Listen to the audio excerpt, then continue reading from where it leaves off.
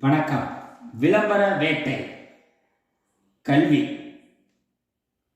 விளம்பரம் எனும் வேட்டைக்காரன், அவனிடம் பலியாகும் பாசனங்கள்.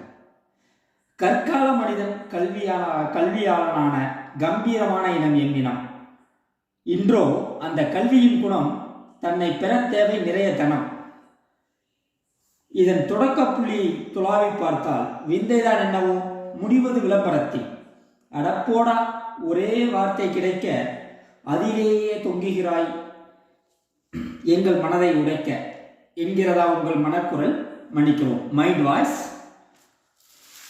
கோபப்படினும் குமுறல் கொளினும் குற்றம் உள்ளது கல்வியில்.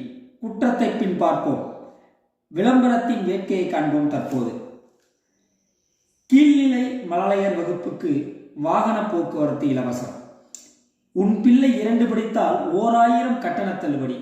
10ஆம் வகுப்பில் 100 விழுக்காடு தேர்ச்சி. அதற்கு ஒரு பதாகை 1000 இடத்தில்.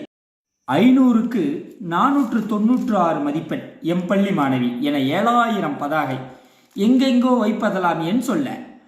விளம்பரமா வியாபாரமா? விளம்பரம் மூலம் வியாபாரம், கல்வி வியாபாரம்.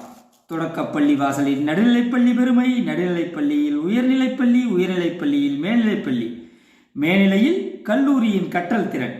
இது வியாபாரம் அன்றோ? ஆம், வியாபாரமே.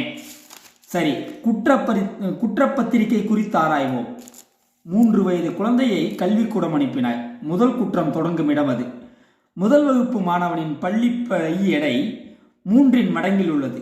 வெளிநாட்டு காலனி வெப்பமண்டலத்தில் எதற்கு?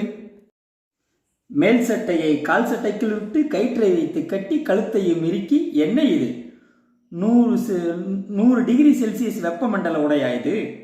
எதற்கு இது? பெருமைக்கு, பெற்றோரை கவர. இன்னும் அடுக்கலாம், போதும். இது புதிதல்ல, புரியாமலும் அல்ல.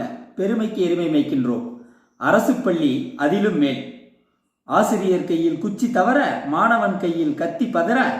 12ஆம் வகுப்பு மாணவன் படிப்பை தவிர அனைத்திலும் தேர்ச்சி என்றொரு தலைமுறை உருவாக்கிய பெருமை அரசு பள்ளியையே சேரும். பள்ளி எதுவாயினும் பாவம் ஆசிரியர்.